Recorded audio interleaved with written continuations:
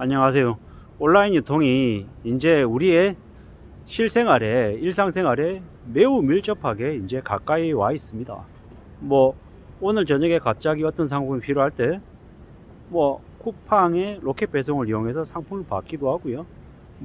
좀 싸게 사고 싶다라고 할 때는 흠가가 있는 가정용 과일들을 이커머스를 통해서 사기도 하고요. 당근마켓이나 번개장터를 이용해서 아주 싸게 중고 물품들을 사는 것도 이제 자연스러워 합니다. D2C라 그래서 제조사들이 직접 온라인 이제 고객들을 대상으로 해서 온라인 쇼핑몰을 만들어서 고객들하고 직접 판매 접점을 만나는 경우도 많고요. 본업을 가지고 있는 사람들이 부업으로 온라인 셀러로 대비해서 활동하는 경우도 매우 많습니다. 우리는 이제 고객이면서 온라인 셀러로 언제든지 상품을 팔 수 있는 그런 환경에 놓여 있다는 겁니다. 꼭 사업자를 내지 않더라도 당근마켓이나 번개장터를 이용해서 내가 가지고 있는 상품들을 소소하게 파는 경우도 있고 또 사는 경우도 있고, 언제든지 우리는 이 온라인 유통 환경에 이제 노출돼서 살고 있다라고 봐야 되겠습니다. 그렇기 때문에 이 온라인 유통 채널을 어떻게 활용하면 내 인생에, 내 삶에 좀 더 많은 도움이 될 수 있다 라는 얘기들을 계속 좀 드리고 싶습니다. 이런 거죠. 이제 제가 핸드폰 앱을 켜고 예를 들어서 걷거나 달리면은 토스 앱이나 이런 걸 통해 가지고 소소한 푼돈을 또 모을 수도 있습니다. 최근에는 서울의 9988이라고 하는 운동을 촉진하는, 장려하는 프로그램이 있어요. 그런 것도 이제 가입하면은 6개월 활동하면은 원하는 미션들을 잘 달성해야 되겠지만 포인트로 받아서 또 소비할 수 있는, 쇼핑할 수 있는 그런 이점도 생기죠.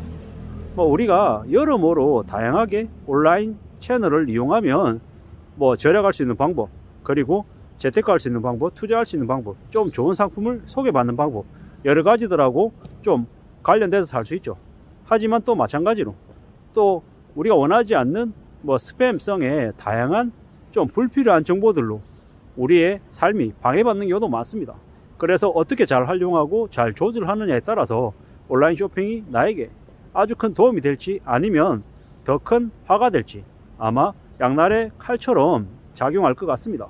온라인 쇼핑은 버튼만 몇 번 누르면 금방 결제할 수 있기 때문에 울컥하는 마음에 스트레스가 쌓여서 그걸 풀기 위한 용도로 온라인 쇼핑을 이용하면 나도 모르는 사이에 필요하지도 않은 품목들이 택배로 와장창 집 문 앞에 쌓이는 경우도 많습니다.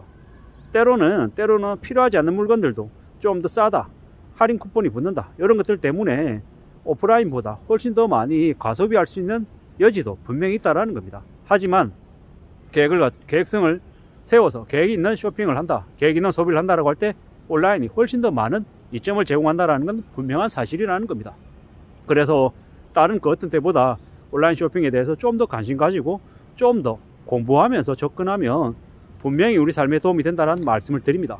네이버 쇼핑 들어가서 내가 자주 사는 품목들 몇 번 검색해 보면 보통 행사하는 행사 가격이 얼마인지 알 수 있습니다. 그리고 그 품목들을 내가 언제 살 때 가장 싸게 살 수 있는지를 가계부에 내가 얼마를 주고 샀다라고 기록하듯이 적는 것들도 필요하다라는 겁니다. 그런 기록들을 계속 해 놓으면, 예를 들어서 P&G 헤드앤숄더 샴푸를 몇 그램짜리를 내가 예를 들어 10,000원에 샀다. 그러면 어떨 때는 10,000원에 사고 어떨 땐 9,000원에 사고 평균 구매한 단가가 있을 거라는 거죠. 그러한 것들을 계속 정리해 나가다 보면은 정말 내가 괜찮은 가격, 어느 가격일 때 내가 제대로 샀는지, 그리고 어느 가격일 때 내가 비싸게 샀는지를 판단할 수 있더라는 겁니다. 그런 것들을 좀 잘 정리해 놓으면 괜찮겠더라는 겁니다. 브랜드 상품이다라고 해도 좀 고가의 상품이라 하더라도 온라인을 이용하면 분명히 도움이 된다는 말씀을 드리고요.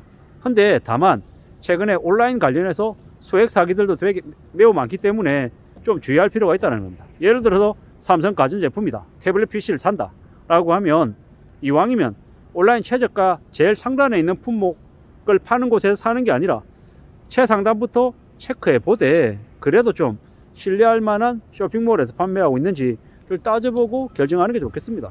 예를 들어서 인터파크다, 아니면 티몬이다, 카카오다, 지마켓이다, 이런 곳에서 판매하는 판매자들은 아무래도 가품이거나 문제가 생겼을 경우에는 그 채널에서 어느 정도 이렇게 대응을 해주기 때문에 그래도 100%는 아니겠지만 80%, 90%는 믿을 수 있죠. 근데 개인이 판매하는 스마트 스토어에서 판매하는 물품이다라고 하면 사실 가품이거나 아니면은 중고이거나 아니면 다른 하자가 있을지 없을지 확실하게 알 수 없는 상황이기 때문에 무조건 가격만 추종하는 건 조금 무리일 수 있다라는 겁니다.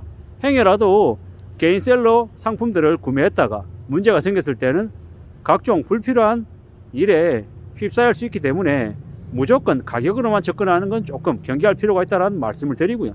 그렇기 때문에 상대적으로 온라인 셀러 입장에서는 고객들과의 신뢰를 쌓아놓는 게 더욱더 중요하고, 만약에 신뢰를 쌓았을 때 정말 다른 경쟁자들하고 비교했을 때 내가 좀 더 탄탄하게 판매 채널을 꾸려갈 수 있는 그런 경쟁력을 가질 수도 있다라는 그런 측면으로도 보는 게 어떻나 라는 생각도 해봅니다. 고객 입장에서는 각 온라인 채널마다 언제 사면 가장 싼지에 대한 것들을 좀 정리해 놓고 그것들을 활용해서 구매를 한다라고 하면 아무래도 생활비에 큰 보탬이 될 수 있다라는 겁니다. 뭐 누구나 다 알고 있겠죠. 제가 말씀드리는 게 뻔한 내용이기 때문에 아주 특별한 내용은 아닐 겁니다. 하지만 조금 관심을 가지면 5% 10% 정도의 생활비를 아낄 수 있는 여지들은 분명히 있더라. 그리고 뭐 틈틈이 이제 그 온라인 채널마다 매출을 내기 위해서 월말이든 월초든 좀 행사를 강력하게 할 때가 있습니다. 쿠폰이 10% 분야, 20% 분야, 25% 분야에 따라서 내가 살 수 있는, 쇼핑할 수 있는 여지가 5% 10%가 더 늘어날 수 있기 때문에 그러한 것들도 좀 잘 활용하는 게 좋겠다라는 겁니다. 뭐 그런 것들을 잘 고려하면 우리 생활에 분명히 보탬이 된다. 앞으로 물가가 계속 더 오를 거기 때문에 과거보다 소비할 수 있는 이제 가처분 소득이라고 해야 되나요? 아니면 물건을 살 수 있는 그런 범위라고 해야 되나요? 옛날에 10만원하고 지금의 10만원하고 다르죠. 뭐 예를 들어서 1년 전에 10만원으로 10개의 품목을 샀다면 지금은 10만원으로 7개, 8개 밖에 못 사는 시대가 이제 돼버린 거죠. 그렇기 때문에 더욱더 신중하게 좀 더 조심해서 볼 필요가 있다. 그리고 이왕이면 제가 구매하는 가입 범위 안에서 좀 더 신중하게 살 수밖에 없다라는 겁니다. 고객도 그러하고 판매하는 판매자도 그러하고 판매 채널도 그러한 부분들을 고민한다. 그렇기 때문에 좀 더 공부하고 대비하고 차근차근 챙기면 남들보다 아무래도 좀 더 나은 생활을 할 수 있을 거다라는 거죠. 아주 거창하게 아주 대단한 생활을 할 수 있는 건 아니고요. 획기적인 건 아니지만 소소한 아주 작지만 그래도 쌓이면은 큰 차이가 될 수 있는 그런 이제 절약할 수 있는 그런 방법들이 분명히 온라인 쇼핑 안에 있다. 그렇기 때문에 잘 활용하는 게 좋겠다라는 겁니다. 무조건 믿어서는 안 될 것이고 좀 더 자기가 한 번, 두 번 구매해보고 또 팔아도 보고 그러면서 스스로 느껴가고 스스로 신뢰관계를 쌓으면서 가져가는 게 좋겠다라는 겁니다. 그렇게 온라인 유통 채널에 대한 학습을 해놓으면 우리 삶에 분명히 보탬이 된다 라는 말씀을 드리고 싶어서 영상을 찍어서 올립니다. 참고가 되시면 좋겠습니다. 감사합니다.